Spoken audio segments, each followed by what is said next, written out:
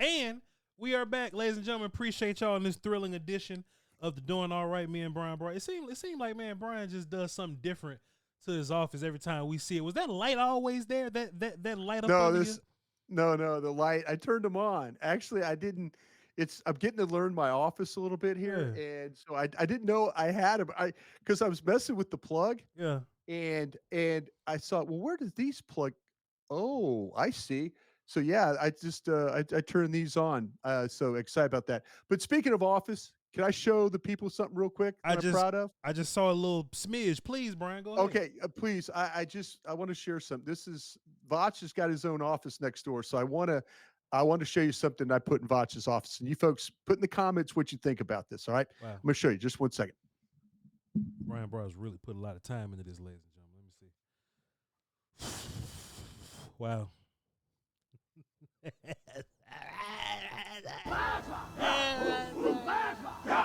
Hey, Bryan. Hey, Bryan. That's hard, sir. Oh, I got one more drop for you. Hey, wait. You know you like to get wet, though. What's wet? Butt naked. Ill. Turn. That's tough, Bryan.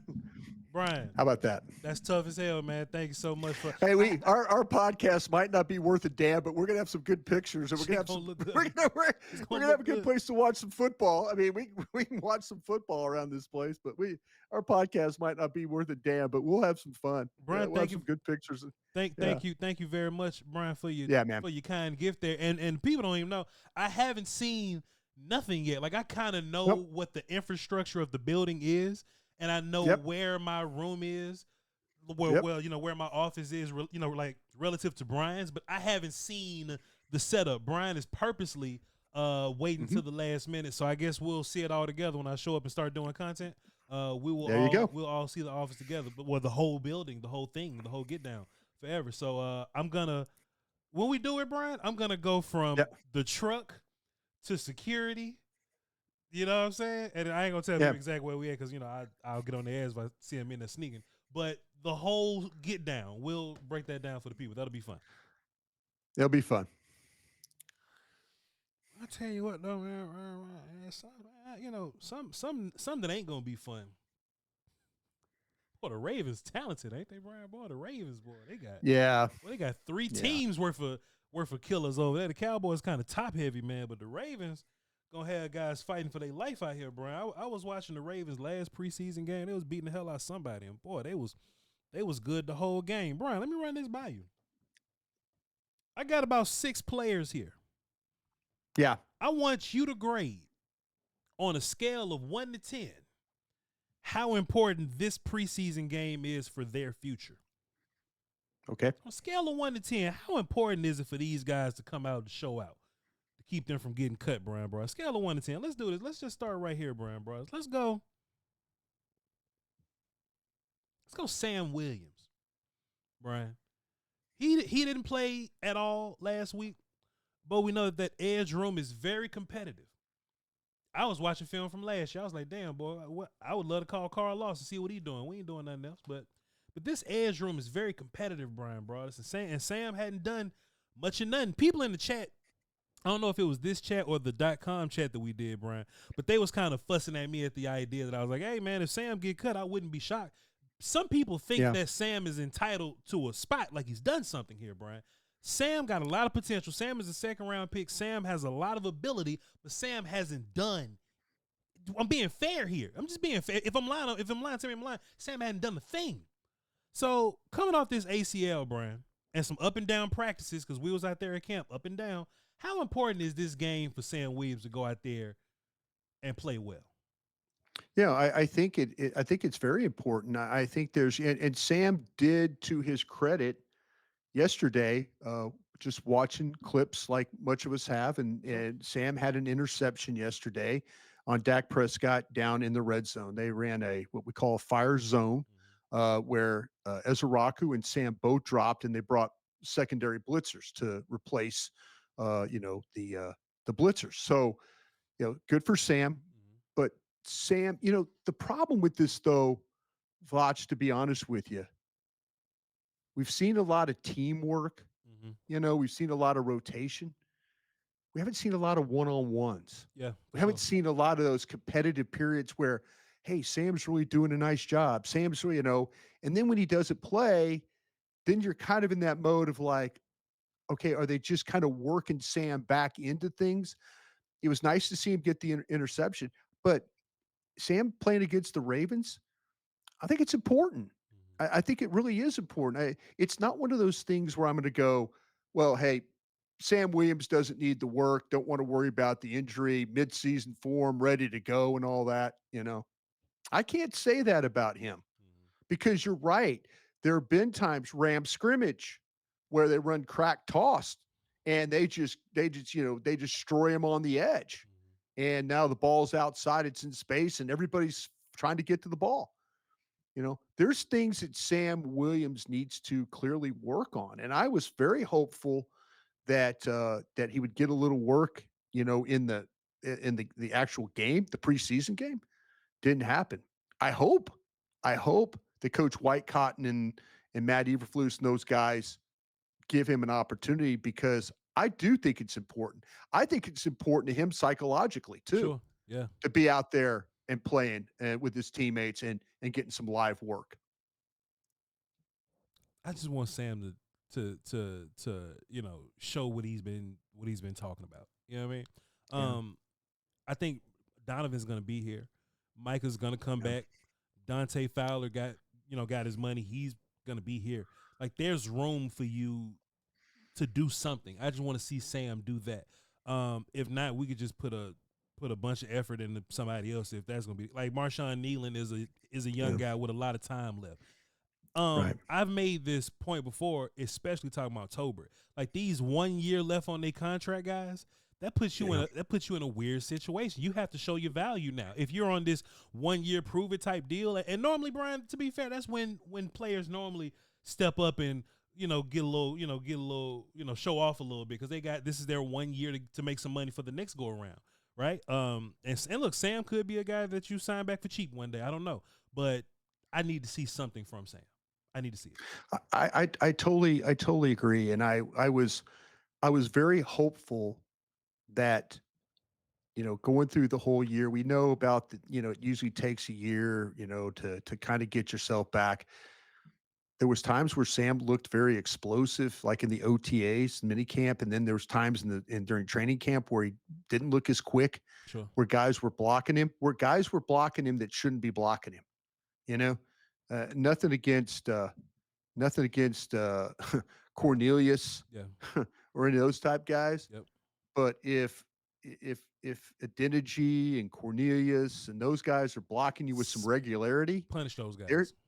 yeah, you got to punish this guy. And you were down with that crew. You were down with that crew every day, Yeah. and you probably saw it better than anybody. That there were times like, man, old Adeniji, look what he did against Sam Williams. Oh, look what Awesome Richards did. Yeah, and Yeah. Awesome Richards probably a little bit better, but Yeah. but look Cornelius. Oh, look at the rookie. Why is the rookie handling him so well? That there was times where it wasn't is where it needed to be, and then you had to remind yourself he's coming off the injury. But damn, I'd like to see him have some success against the Ravens, given the opportunity. I think he needs to get the opportunity. Man, Brian, we've been trying to get, and look, when I say we, not me and you, but we like as a Mhm. like them.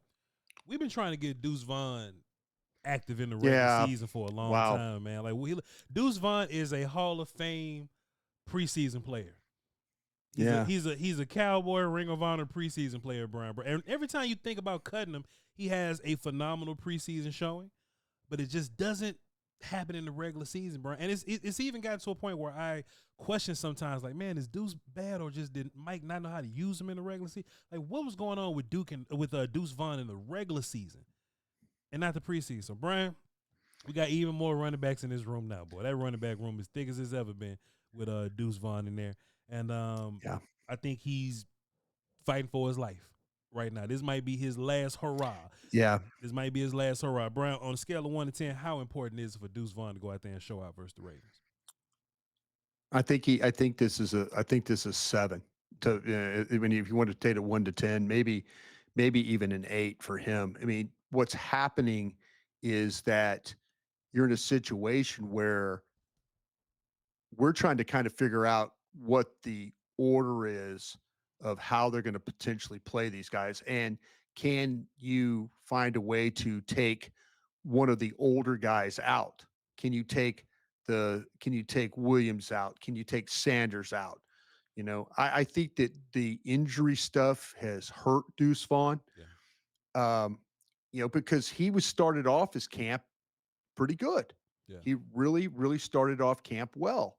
And then he got injured and then he fell behind. And then all of a sudden we all kind of figured out that Phil Maffa could play. And we've seen Blue have some success. And all of a sudden, there's Williams who they really like. Oh, wait, they're using Hunter Lipke here. Oh, he's running the ball too. There are a lot of guys getting opportunities.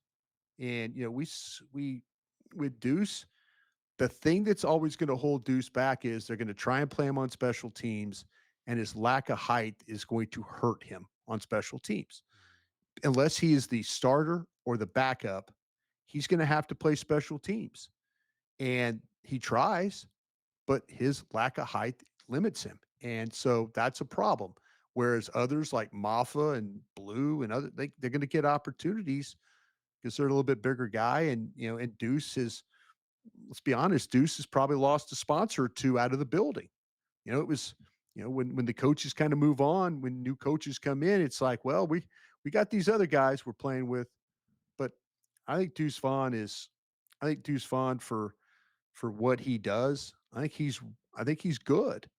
Problem is, I don't know how to get him on the 53, and I don't know how to get him on the 46.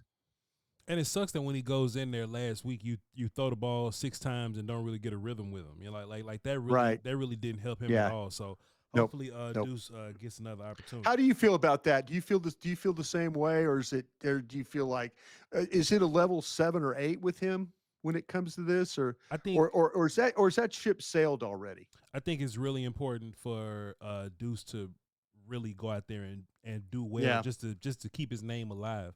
If Keep his name anything, alive. if anything, you can lean on Deuce being like a return type guy. I know Deuce Right. is a good runner. We know he's a Right. good runner. You know what I mean? Right. The size, the possibly blocking, the punishment over Yeah. time. It's a lot of questions that's associated with him. But it goes back to the point that I was making on the break the other day. I don't want to let these old man running backs off the hook that easy. I don't want to just guarantee them access to this thing. I Right. kind of want them all to get in there and have an equal opportunity to fight for their life. That's how I feel. Right. I agree. I like I say, I do worry if the train has already left the station for Deuce. Yeah. That kind of worries me a little bit. Man, how important is it for Keemon Hall to get back on that 2024 Woo. that 2024 trajectory that he was on, Bryan Broaddus? He didn't look all that great last week, but Keemon Hall, Brian, what you think? How important is it for him to go out there and whoop ass versus the Ravens? I think it's, man, you've picked some guys that all have to show up, and the thing about him showing up means that that he's gotten a hold back for this nickel slot player. Mm-hmm. There have been times in practice where he's been adequate. There's been times where he has not played well. I don't think the zone coverage for him the other day was particularly good. They've got his name in pencil. They haven't put it in pen. He is the guy getting the first look at it. But as I've told you, this thing needs to be a competition. And if it's not a competition, then go ahead and figure out, is the plan just to play bland inside and now figure out who the outside corners are? I don't know if Hall could be the outside corner. I kind of feel like, though, that maybe you're in a situation where, you look at Childress, and maybe Childress could be that guy. Maybe he could be a better outside corner, but they are nipping at his heels right now as a slot player. And it was like, okay, Hall, boy, good for him. Good for him getting the opportunity. Sure. Kind of feel like the more he's played, the more he's brought others back into the picture of competing for that job with him. I agree, Bryan Broaddus. And we're talking about a cornerback room to where Kalen Carson keep getting hurt. Yeah. Deron Bland is here. They don't know where they're gonna play him necessarily. Keymon's playing fine. Yeah. We don't know when Diggs is gonna Yeah. be back. We don't know if Diggs is gonna be Diggs when he comes back. Yeah. Revel, they say September. We don't know when the hell Revel Yeah. coming back. Yeah. And that don't mean that Revel's gonna Yeah. be Revel when Revel comes Yeah, back. Voch, I asked my guys there, and I asked them, I said, "Hey, was there a setback?" And I say this, I got a straight right to the face from my guy. He goes, "Man, there was never a setback. You guys gave him a timetable. You thought he was going to be, you talked to his dad, all this stuff." And he goes, "My guys are going, there's never really been a timetable for him." And I'm like, "Well, okay. Well, what do you think?" And he goes, "Hey, the guy's making progress. He's making a lot of progress, but we don't know that." And I'm like, "Okay." And he says, I have an idea about Butler, a few weeks away. I have an idea about Carson, should be back soon. But man, I thought they were going to have to chase this corner room a little bit during training camp. Sure. Maybe when they get back to Dallas, they're going to chase it a little more. But they might be looking at the final cut down and maybe grab a guy or maybe trade for a guy. That's I don't know. Like I said, I really do like Childers. I'd love for Carson to be able to show up, but I can't rely on him right now.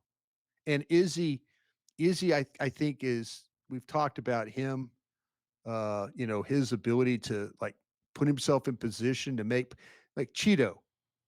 He was like Cheeto, Awuzie, Right there. right there every time. And then it claps after the play because he didn't make the play, you know? Yeah. And I'm kind of, I don't know about McQuamu. I would like to believe that they could maybe do a little bit better there. It's a mess. Yeah, it's some It's nonsense. it's a mess. It's an injury mess. Yeah. And Cornerback is, yeah, the cornerback, and you were hopeful about Ravel, you're hopeful about Carson, they just don't, it just doesn't appear that they have, Elam, great job showing up because nobody gave you a chance in hell. We'll see with Bland. They just don't have a nickel. If Bland plays the nickel, then they're going to have to figure out somebody on the outside, and that's where we're back to who is that guy. And it very well might be Zion Childers might be the starter at right corner when this is all said and done. Damn, boy, man, Brian, we was just talking about that quarterback situation. You know what I'm saying? This ain't about quarterback right now because that would be low hanging fruit. Of course, Joe Milton needs to play better, but man, we was just talking about that. Man, should we be playing Will Greer to get these guys some looks, Bryan Broaddus? Yeah. And we talked all day, all up and down about them wide receivers, Bryan Broaddus. Mm-hmm. You think Luke Schoonmaker want Will Greer in the game so he can get a better look? So that Luke Schoonmaker can go out there and have a better chance to fight for his life, Bryan Broaddus? Yeah, he is fighting for his life right now because what you're seeing is, and you brought this up yesterday on the show and talking about Fairweather and, his ability. And you don't need to be a former NFL scout to see that the guy had a productive game against the Rams. And, Luke Schoonmaker had some opportunities. I think the thing that's hurting Luke Schoonmaker the most is the blocking. Yeah. And if he's not going to be a great blocker, well, okay, do you go for Fairweather, who's not a great blocker either, but probably a more athletic guy, probably maybe a better catcher of the football? You know what, damn it, Brian. I'm so sorry, Brian. That's the problem that Luke finds himself in, is that he can't try to lose weight to be a better receiver guy. Because he'll never be the type of receiver that John Stevens and Fairweather are. But if he loses weight or if he loses strength and focuses on this, then he loses blocking, which is who he was coming out of Michigan. It puts him in a bad spot. This is the unfortunate thing for him. I don't think that Luke Schoonmaker has had a bad training camp. I just feel like, though, that there's things that they're asking him to do that's and it's not like I'm talking out of both sides of my mouth, because when they were not in pads, when it was moving around, when it was helmets and jerseys and stuff, he was running well. He was catching the ball. Then they put on the pads, and then it starts to become problematic for him. And so now you have to determine, do we take Fairweather, who's kind of the same player, in the same boat as far as age and stuff like that. I mean, a little bit younger guy, but maybe a little bit more athletic ability. Do we try and develop him? We kind of understand what Luke Schoonmaker is right now. And is that good enough to be your third tight end? That's the question they're going to have to ask themselves. Is Fairweather a better third tight end than what Luke Schoonmaker is going to be? And indications are you're probably dealing with a better athlete and a better catcher of the football, a guy that might not be, both of them might not be great at blocking. That just might be your best blocker is the guy that's hurt. Brevin Spanford. That's your best blocker. So, you have to determine, do you want to part ways with Schoonmaker and bring Fairweather on, or do you want to just see if you could get Fairweather to the practice squad? Wide receiver wise, Brian, what does a big game, a good performance, who does that benefit more, Jalen Brooks or Jalen Tolbert? Having a big game Saturday versus the Ravens, who does that benefit more, Jalen Brooks or Jalen Tolbert? There's people that will lead you to believe that Tolbert is already on this team. So maybe if people are thinking that Tolbert is the fourth guy, I don't know how many they're going to keep. Sure. That's the problem. If you're keeping 5, it's really, really important for Brooks. But I wonder if they're just thinking that Tolbert automatically, for what he did last year with the touchdowns and stuff, the consistency is about the same. One really good practice, 2 quiet practices. Yeah. One really good game, 2 quiet games. That's kind of where he's at. So I think they like Tolbert more. So I think it's important. Brooks has got to show that he could be. I think if they keep 6, he's clearly battling for the 6th spot. I don't think he'd ever get to 5, but I think he could get to 6. I think he's bad. I think Brooks is battling Holden right now for that last spot. I would put Flournoy kind of below that group, believe it or not. Yeah. Flournoy really needed Mingo to he needed Milton to come through for him. Yeah. Flournoy really needed those passes from Milton last weekend. The whole thing with the redundancy. Yep. The whole thing with the redundancy thing. That's now this time of year, this is where your discussion about redundancies, this is where it should be talked about. Sure. At running back, wide receiver, these are the positions. Offensive line, defensive line, who is, do we have players like this guy already? Do we have, can we afford to keep a guy or 2 guys that it's a redundancy? I think that, like I say, Flournoy kind of is in that battle, maybe with Mingo a little bit, but I think they would keep Mingo around before they would keep Flournoy around. Yeah. Well, damn, Bryan Broaddus. Appreciate you, sir. Fantastic. Appreciate you, man. Thank you. Appreciate you. Fantastic. Those are good, man. Those are tough ones because they all need to show up. But the thing that I thought the best part of the thing you asked me today was about Sam WIlliams. Sure. Because that needs to be talked about for sure. Peyton Turner's another guy too, bro. It's like, Peyton Turner, you could absolutely. He's a guy that I don't think he's guaranteed a spot here.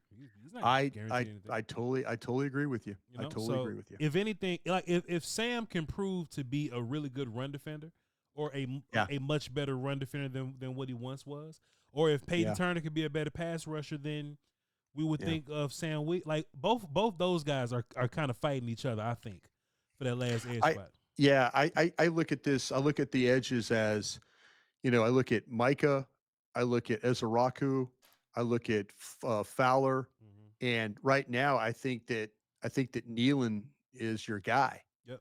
Now, what happens with the other 2? Who are where's Sam in this, and where's Peyton Turner in this, and where's Wheat? I think Wheat has kind of put himself Sure. in position to be talked about here. Yeah.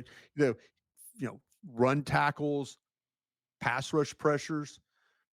He's actually showing up for you a little bit. Bryan Broaddus, appreciate you, sir. We're gonna take Friday off. Got some other little work to do there, but that's all right. We're gonna be right back here Monday. Now, by the time September gets here, Bryan, we're gonna be 5 days a week, all day, every day. 5 days a week, all day, every twice day, a day, twice a day, and sometimes, sometimes, yeah, sometimes twice a day. Let's just, what twice I mean. a day. I think we're gonna have it set up to where we do .com first, and then we're gonna do a whole bunch of Crown. Yeah. And a whole bunch of Crown Global. That guy right there. That old That dude. guy right there. That old dude. That right guy. there. That guy's looking into the crystal ball and telling you what's going to happen with your football team. I don't mean to, put any fire under your ass, so to speak, Bryan. But today the 14th, so we need to get with customs because September gonna be here in 2 weeks. Damn near, look like in 2 weeks. Trust me. There's gonna be some 3 days no sleeps happening here. Getting ready for it. Yeah, getting ready for it. It'll all be happening. Y'all be sure to follow Voch Lombardi and Bryan Broaddus for when all those things go down. You'll be the first ones to know. And we'll catch y'all next time because we love you to pieces. All right, Crown.